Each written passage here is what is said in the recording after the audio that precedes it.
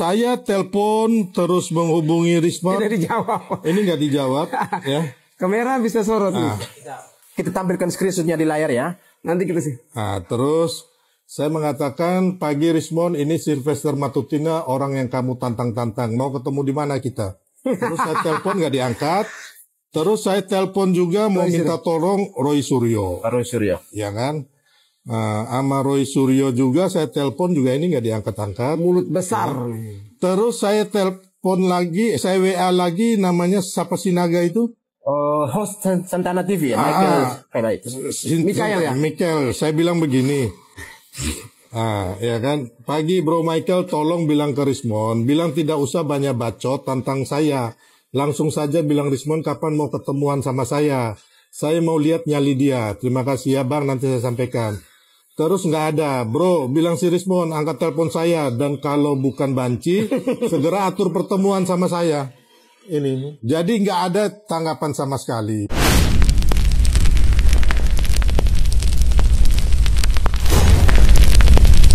Assalamualaikum warahmatullahi wabarakatuh. Kembali lagi bersama saya di channel YouTube Perisai Politik. Rismon Sianipar ternyata salah pilih lawan.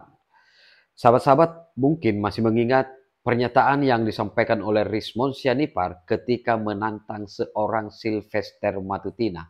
Dan ternyata setelah tantangannya dijawab oleh Bung Sylvester Matutina, tiba-tiba Rismon Sianipar menghilang. Dan bahkan dalam konten kali ini Bung Sylvester mengungkap bagaimana kemudian ketika Bung Sylvester menghubungi melalui WhatsApp Rismon Sianipar dan bahkan menitip pesan kepada Roy Suryo untuk dari tantangan yang dilontarkan oleh Rismon Sianipar. Ternyata Rismon Sianipar semakin ketakutan.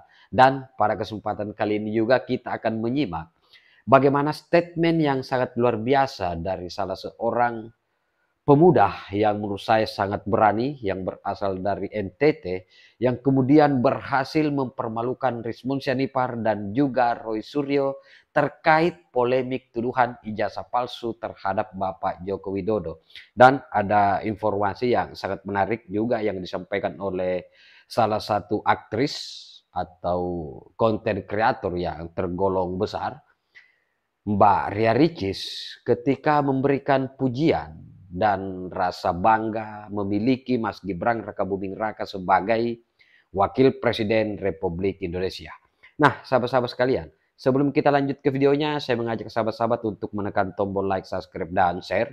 Dan tak perlu berlama-lama, kita simak videonya berikut ini. Berikutnya pemirsa, kasus dugaan penyebaran hoaks menjerat Aiman Wicaksono masuk ke babak baru. Siapa? Kan katanya banyak. Waduh. Jadi, ternyata Aiman ya. Buka. Ini host dari Rakyat Bersuara ya, sebuah narasi yang kemudian akibat kepada terganggunya alam sadar. Akhirnya terungkap. Ternyata dia yang sengaja menggoreng. Kemudian terkait dengan laporan ke Polda Metro Jaya, sekali lagi ini fenomena Pak. Memang betul tadi sudah dicek oleh Satgas media bahwa ada laporan sebanyak Rakyat Bersuara, 6 laporan polisi terhadap saudara Aiman Wicaksono. Ada 6 laporan Pak. Karena ada laporan, maka penyidik Direktorat Reserse Kriminal Khusus Polda Metro Jaya akan melakukan klarifikasi Pak. Klarifikasi ini kan artinya melakukan penyelidikan. Apakah ada perbuatan pidana atau tidak. Kalau tidak ada, seperti yang disampaikan oleh Pak Taufik Basari tadi, ini kita anggap sebagai bagian daripada proses demokrasi menyampaikan pendapat. Tapi publik juga harus dididik untuk tidak menyampaikan sesuatu yang tidak berdasarkan fakta. Pak Rismon ya, saya disclaimer itu bahwa Pak Rismon dan Pak Roy Suryo, saya secara pribadi saya sudah mengundang. Sebelumnya ada chat kita tunjukkan ke layar, bahkan sudah pernah podcast sebelumnya. Apakah Bung Sil sebelumnya sudah pernah mengundang menerima tantangan langsung dari Bung Rismon? Ternyata Rismon pilih-pilih lawan. Saya hanya lihat di media, dia nggak telepon saya langsung. Tapi Anda menghubungi beliau. Itu saya telepon terus menghubungi Rismon. Tidak dijawab. Ini nggak dijawab. Ya. Kamera bisa sorot. Kita tampilkan screenshotnya di layar ya. Nanti kita sih. Terus saya mengatakan, pagi Rismon, ini Sylvester Matutina, orang yang kamu tantang-tantang. Mau ketemu di mana kita? Terus saya telepon nggak diangkat. Terus saya telepon juga mau minta tolong Roy Suryo. Roy Suryo. Ya kan? Sama Roy Suryo juga saya telepon juga ini nggak diangkat-angkat. Mulut besar. Terus saya telepon lagi, saya WA lagi, namanya siapa Sinaga itu? Host Santana TV ya, Michael. Oke, baik. Mikael ya? Mikael, saya bilang begini. Ya kan, pagi Bro Michael, tolong bilang ke Rismon, bilang tidak usah banyak bacot tentang saya. Langsung saja bilang Rismon kapan mau ketemuan sama saya. Saya mau lihat nyali dia. Terima kasih ya Bang, nanti saya sampaikan. Terus nggak ada, Bro, bilang si Rismon angkat telepon saya, dan kalau bukan banci, segera atur pertemuan sama saya. Ini, jadi nggak ada tanggapan sama sekali. Jadi dia mengatakan saya apa katanya? Tantangan begitu luar biasa ya, agak sedikit hominem bahwa mengatakan Abang Sil adalah penjilat dan juga komisaris Ruko, kuliah kampus Ruko ya. Juga diusulkan ingin maju. Memang orang-orang sakit jiwa ini. Jadi mereka semua ingin tampil di momen ketika ada kegiatan. Jadi rakyat pendukung, mantan pendukung ini, oknum-oknum yang ada di relawan Anies itu militan sekali.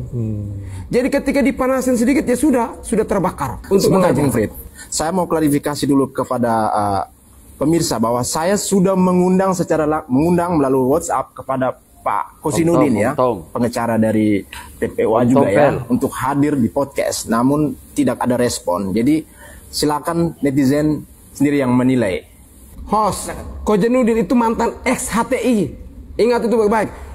Ex-HTI itu organisasi terlarang yang dibubarkan oleh Jokowi. Berkembang, terus mereka akan framing, mereka akan pengaruh relawan Anies yang lain. Orang relawan Anies tidak semuanya ikut mereka, hanya oknum. Saya paham relawan Anies banyak yang berpikir waras. Atau bagaimana? Kemarin mereka juga yang pergi demo di PIK, mereka juga yang pergi demo di UGM, mereka juga yang pergi Solo. Saya kenal sebagian besar. Makanya ada satu yang WA saya ancam-ancam. Ada ancaman, ada intimidasi juga. Ada yang bilang begini, bacot mulutmu, ku penjarakan kau. Saya bilang, saya calon pengacara juga, jangan Anda tes saya. Bahwa TPUA itu pengacara semua, emang kenapa? Kalau TPU pengacara, emangnya saya takut? Emangnya kami takut? Kami sementara membela Joko Widodo. Saya alumni UGM, Om Irjen. Ketika kita terima ijazah dari UGM mengatakan begini, ijazah kamu cuma satu, tolong dijaga baik-baik. Kalau terbakar rusak, maka nanti kita pergi ambil itu surat keterangan. Siapa yang memberikan ijazah asli ke orang? Rusak, siapa yang bertanggung jawab? Jadi mereka mengalaskan bahwa alasan yang mereka gunakan adalah ini kan Pak Joko Widodo ini informasi pejabat publik. Nanti Bang Silvestre akan bicara tentang pejabat publik. Ijazah itu dan juga SIM, KTP, ya kan, terus sertifikat rumah itu data pribadi. Itu adalah data pribadi karena di situ ada nama, Ada unsur biometrik ya, ada namanya, terus ada tanggal lahir, terus ada nomor alamat rumahnya, nomor apa namanya, serinya, nomor seri, nomor ijazahnya dan sebagainya. Jadi memang tidak termasuk di Undang-Undang Keterbukaan Informasi Publik, itu tidak dibolehkan. Terus mereka bilang, loh Pak Jokowi itu Danantara. Ya, saya mau kasih tahu pejabat. Ya. Jadi sekarang ini dengan Undang-Undang BUMN-nya baru bahwa pengurus daripada direksi atau komisaris itu dari BUMN itu bukan pejabat negara, bukan penyelenggara negara. Dengar tuh. Jadi intinya itu ya, dengan undang-undang yang baru. Nah, saya bilang itu. Begitu getolnya oknum-oknum yang mengejar ijazah Pak Jokowi sampai adanya ad hominem lah kalau dilihat bahwa ada dari Pak Rismon membantah bahwa Pak Suryo adalah pakar telematika. Teman-teman saksikan tayangan ini dulu yang dari Pak Uya Kuya ya. Saya izin Pak Uya Kuya untuk state sedikit video nih. Roy Suryo beraninya diwawancara di TV tapi pas gak ada saya. Emang Roy Suryo bilang apa tentang abang? Dia melacurkan, katanya saya melacurkan ilmu pengetahuan saya. Padahal dia sarjana S1 komunikasi UGM. Tidak ada hubungannya dengan IT. S2-nya magister kesehatan UGM. Tidak ada hubungannya dengan IT. Roy Suryo bukan hubungan, kuliahnya bukan IT. Ya makanya dari mana media menselebrasi dia menjadi pakar IT? Nah, kita lanjut nih mengenai bagaimana Bung Rismon ada ad hominem ya kalau melihat. Mungkin tapi Abang Silver orang hukum bisa mengoreksi apakah ini termasuk ad hominem atau tidak. Mengatakan Abang Silver adalah penjilat dan kampus Ruko. Ya saya secara pribadi saya mengenal beliau sama-sama dari Flores dan NTT dan kami kampungnya tetangga ya teman-teman. Kehidupan Bung Silver saya tahu. Jadi kalau ada ad hominem saya pikir biar harusnya Pak Rismon berada di sini supaya bisa sama-sama face to face dengan Pak Abang Silver, karena sebelum beliau bergabung bersama Pak Jokowi, beliau sudah hidup kaya raya. Saya katakan beliau sudah kaya raya. Jadi banyak sekali melihat dari luar ya, Bapak dijatuhkan, Mas Gibran disenggol sana sini, tapi saya melihat Bapak sangat sabar. Dan itulah yang membuat kita semua banyak belajar, dan yang paling penting adalah selalu yakin bahwa orang hebat tidak akan pernah menjatuhkan orang lain. Orang hebat tidak akan pernah menjatuhkan orang lain. Jadi sangat menarik pernyataan yang kemudian disampaikan oleh Mbak Ria Ricis, dan saya kira ini merupakan pukulan telak bagi para gerombolan pembenci, khususnya gerombolan orang-orang yang selama ini sibuk menyerang Bapak Jokowi dengan tuduhan ijazah palsu, ingin memaksulkan Mas Gibran Raka Buming Raka. Tindakan yang mereka lakukan ini sangat memalukan. Dan saya sepakat apa yang kemudian disampaikan oleh salah seorang pemuda yang berasal dari Nusa Tenggara Timur, yang saya anggap bahwa ini adalah pemuda yang sangat berani, pemuda yang memiliki tekad kuat, meskipun di awal atau dahulu ini Fritz Alor Boy adalah salah satu tim pemenangan dari pasangan Amin, Anies Baswedan dan Muhaimin Iskandar. Akan tetapi ketika mengikuti jejak bagaimana kemudian terpilihnya ataupun framing-framing yang dibangun oleh para gerombolan pembenci yang sampai hari ini masih gagal move on, masih belum bisa move on atas kekalahan pada Pilpres yang dirasakan di 2024 silam, sehingga Fritz Alor Boy sadar dan kemudian kembali berpihak untuk kemajuan bangsa dan negara.